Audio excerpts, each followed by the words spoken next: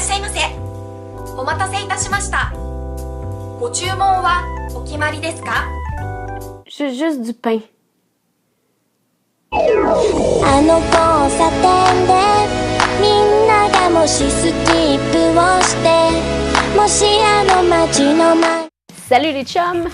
C'est correct, hein, si je t'appelle les chums. Aujourd'hui à Geeky, je te passe à rafale quelques noms de plats typiques japonais pour que tu saches qu'est-ce que tu es en train de commander puis pas avoir l'air d'un épais devant ta date. Premièrement, avant toute chose, commande du saké. N'importe lequel, juste du saké. Si tu commences dans le monde du saké, je te conseille d'y aller avec un saké froid parce que c'est comme si tu n'étais pas tellement habitué à boire du gin puis je te disais, t'as là un gin chaud. Tu vas pas y de quoi?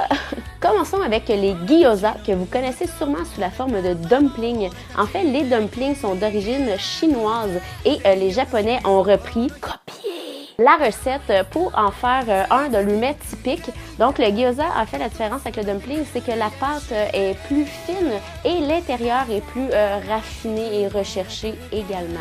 Et souvent, d'un côté du gyoza qui est cuit dans la poêle pour donner un petit côté croustillant. On a les takoyaki. Takoyaki qui est formé du mot taco et yaki.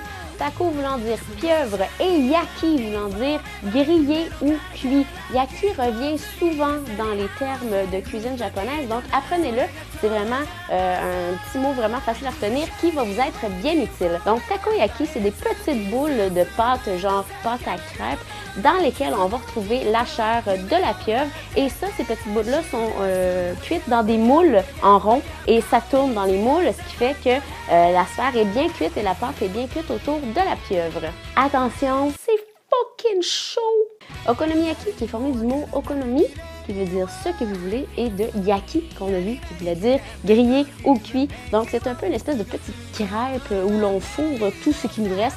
C'est souvent à base de choux et on rajoute de la pâte à crêpes et à ça, on mélange des légumes, de la viande, du poisson, peu importe. Et c'est un plat qu'on retrouve souvent, c'est assez populaire au niveau de bouffe de rue aussi. Donc, vous allez évidemment, pour sûr, le trouver dans un menu de restaurant japonais. L'avant-dernier dont je vous parle, c'est le yakitori, donc yaki qui vient de griller ou cuit, et tori qui veut dire oiseau, donc oiseau grillé. C'est une espèce de brochette de poulet qui est cuit normalement sur du charbon, donc un barbecue au charbon qui est typique cuisson japonaise. Et la viande est cuite sans assaisonnement. À la fin de la cuisson, on vient simplement rajouter un peu de sel ou une sauce type sucré-salé, genre sauce teriyaki. Et on termine avec le tonkatsu, porc et katsu, côtelette, donc côtelette de porc. C'est un peu l'équivalent de nos côtelettes de porc panées. Eux le servent souvent avec du chou à côté et une petite sauce Worcestershire. Et juste avant de vous laisser là-dessus, je vous passe vite quelques termes gastronomiques qui vont probablement vous être utiles si vous allez faire un tour dans un restaurant japonais.